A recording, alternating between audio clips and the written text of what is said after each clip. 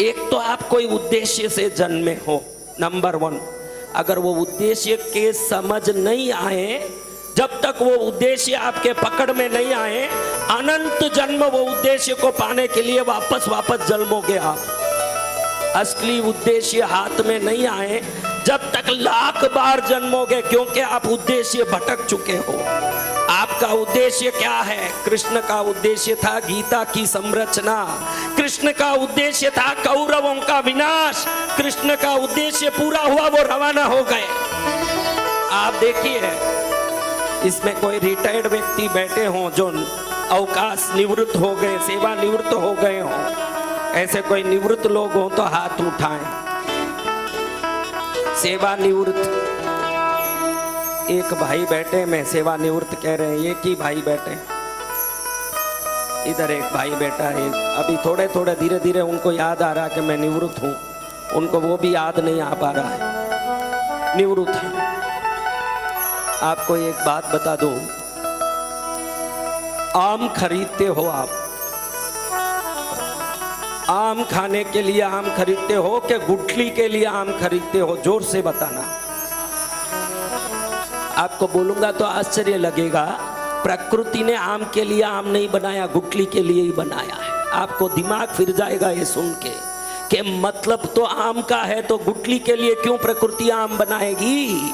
क्योंकि वो वंश आगे बढ़ने के लिए प्रकृति देखती है कि खाली बीज दूंगी धरती में तो कोई नहीं लेगा। पशु पक्षी आम को देख के आएंगे, जब आम खा लेंगे तो गुठली ले जाके कहीं फेंकेंगे, वहीं से नई वृक्ष की शुरुआत होगी। गुठली के लिए आम है, आम के लिए आम है,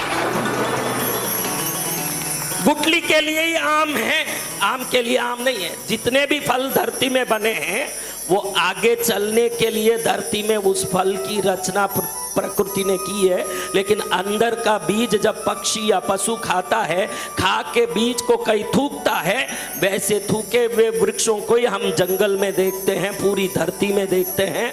फलों के उपयोग तो पशु पक्षी ने किया, प्रकृति ने बीजों के उपयोग से उसको अनंत वर्षों, अनंत वंशों तक चलने की शक्ति दी। आपके अंदर भी वो ताकत दिया प्रकृति ने, काम विकार रूप में। क्या रूप में?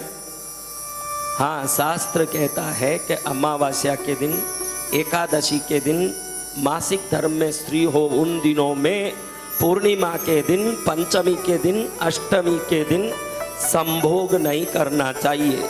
संभोग की क्रिया में काम विकार की उत्पत्ति भगवान ने वंश वृद्धि के लिए ही किया है। जैसे फल को फल के लिए बीज नहीं दिया, बीज के लिए भगवान ने बनाया, वैसे आप में भी वंश आगे बढ़ने की व्यवस्था हो। समझो, किसी में काम विकारी नहीं हुआ, सभा में कथा सुनने आगे आएगा कौन और बैठ के कथा सुन के मोक्ष पाएगा कौन? मनुष्य जन्म अनमोल है, उस मनुष्य जन्म से मन चाही शक्ति प्राप्त कर सकते हो, लेकिन उन सब का प्रधान कारण तो जन्म ही है। जन्मेंगे ही नहीं तो कहां से कुछ करेंगे? लेकिन आज देखो, हम उद्देश्य भटक के कुत्तों की तरह संभोग करते हैं, तो वीर्य क्षीण होने के कारण कुत्तों की तरह ही बच्चे जन्म लेते हैं, माँ बाप पर कुत्ते की तरह भौंकने वाले। बाप कहता है मुझे आके कि मेरा बेटा कुत्ते की तरह मुझे देख के भौंकता है, प्रभु उसके लिए कुछ आप उपाय करिए। मैं बोलूं, तूने कुत्ते की तरह संभोग किया तो कुत्ता ही जन्म लेगा, और कौन जन्म लेगा? तेरा संभोग ही कुत्ते की तरह है, जब चाहे तब छड़ने लगेगा, तो तेरे जीवन में ऐसे ही बच्चे पैदा होंगे। हमने प्रकृति को समझा नहीं, इसलिए आज दुखी हो आप सब। आपके दुख का वो और कुछ नहीं है। आपको कल मैंने एक बात बताया था। कल कौन कौन थे सभा में? थोड़े ही लोग थे, आज पूरे नए आ गए क्या? अच्छी बात है, अच्छी बात है। कल मैंने एक बात बताया था, हर पुष्प में शहद होता है। मैंने बताया ना, ये शहद प्रकृति के नियम से बनता है। जैसे गुठली के लिए प्रकृति ने फल बनाया, वैसे भंवरों को खींचने के लिए पुष्पों में शहद बनाया प्रकृति ने।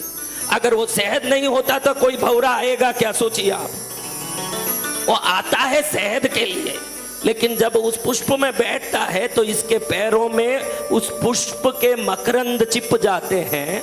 आपको एक बात बताऊं तो आश्चर्य पड़ेगा, प्रकृति का नियम देखिए। एक बगीचे में चमेली का पुष्प हो, चंपा का, मोगरा का, ये बात आपने कभी सुना नहीं होगा इसलिए बोलता हूं। विभिन्न पुष्प लाखों हो, एक ही एक गुलाब का पुष्प हो, एक ही एक गुलाब का पुष्प। तो ये भंवरा जो गुलाब के पुष्प में बैठा ना, वहां से उठने के बाद वहां कोई भी गुलाब का पुष्प नहीं हो, 10 किलोमीटर दूर ही अगला गुलाब का बगीचा हो, तो ये अब कहीं भी जाके मोगरे पर, चमेली पर, चंपा पर नहीं बैठेगा, सीधा 10 किलोमीटर दूर जाके गुलाब पर ही बैठेगा। उसको मालूम है कि ये मकरंद वापस गुलाब में जाएगा तो ही नई पौधे की सृष्टि होगी। ये समझ किसको दिया भंवरे ने? ये समझ भंवरे को किसने दिया कि तू गुलाब में बैठा है तो उठ के जाके गुलाब में ही तुझे बैठना है। यही प्रकृति का नियम है। आज हम हमारा सब छोड़ दिए, मुसलमान लड़कों के पीछे भाग रही है सनातन लड़कियां। भंवरे में जो विवेक है ये भी नहीं है। गुलाब में बैठा हुआ भंवरा गुलाब में ही जाता है, तो सनातन लड़की मुसलमानों में कैसे जा सकती है? संभव कैसे होगा? प्रकृति ने नियम बनाया है, तू तुझ में ही रहेगा तो ही सुख है, उसी में कल्याण है। आपका जन्म लेने का उद्देश्य आप समझ गए क्या? समझ गए सब? बताओ क्या है? एक चश्मा वाली बच्ची माता हिला रही है कि मैं समझ गई। तू ही बता बेटा, मैं भी समझ लूं क्या है जन्म लेने का। देखो, कुछ देश के स्वतंत्रता सेनानी थे,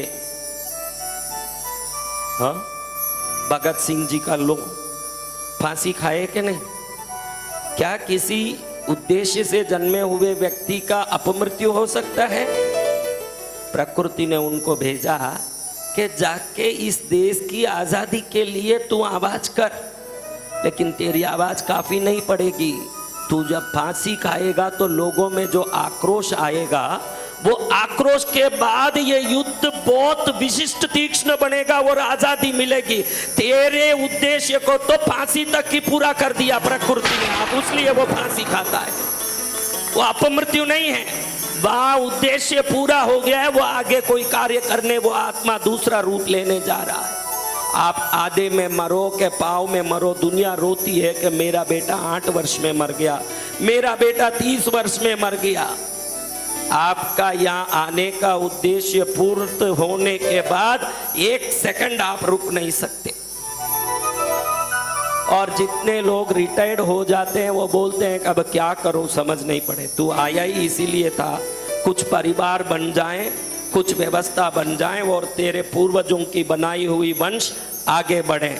जब वो उद्देश्य पूरा होता है तो तू बूढ़ा होता है, तेरी शक्ति खत्म होती है। उद्देश्य पूरा होने के बाद तुझे जाना भी पड़ता है, हर एक को निवृत्त होना पड़ेगा। समझ रहे हो बात? अब ये कथा में आने से क्या होता है महाराज? अब आप बोलो, आप में कोई एक व्यक्ति आज तक, मैं धरती में आ तो गया, मेरे माँ बाप ने यहाँ जन्म दे के यहाँ भेज दिया है, लेकिन मेरा आने का उद्देश्य यही है, ये अंतर आवाज को किस किस ने सुन लिया? बताएं महाराज।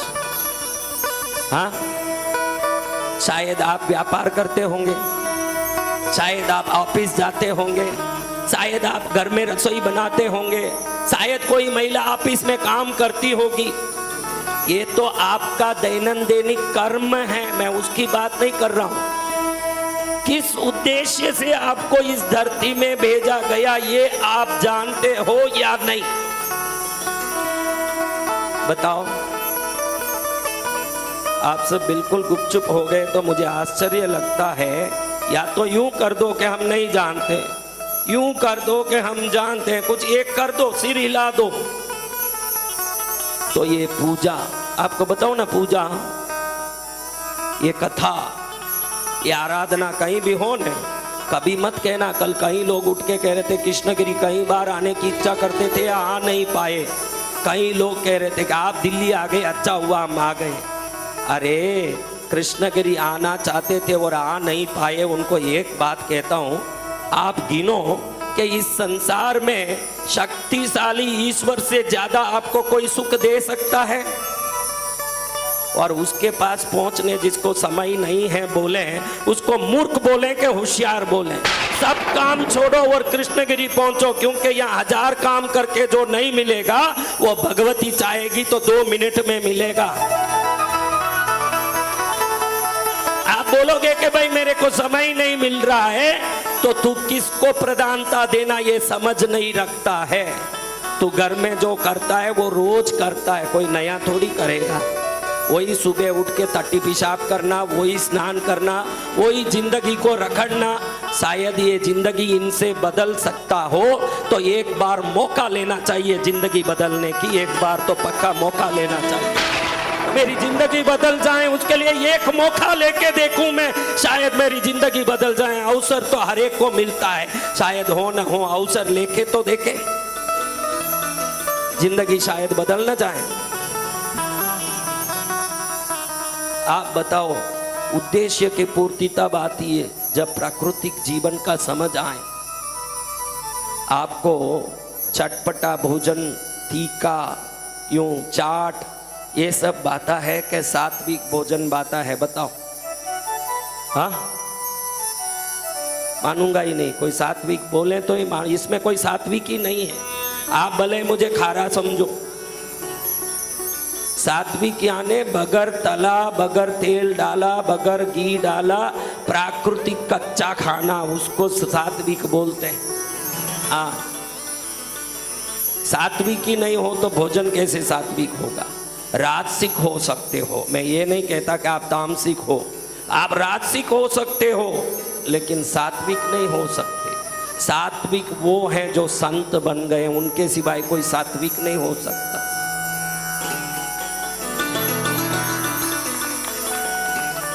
आपको अच्छा लगता है स्वयं को श्रेष्ठ बताने में, स्वयं को श्रेष्ठ बताने में अच्छा महसूस मत करो, स्वयं को अच्छा बनाने में श्रेष्ठ महसूस करो, उसमें फायदा होगा।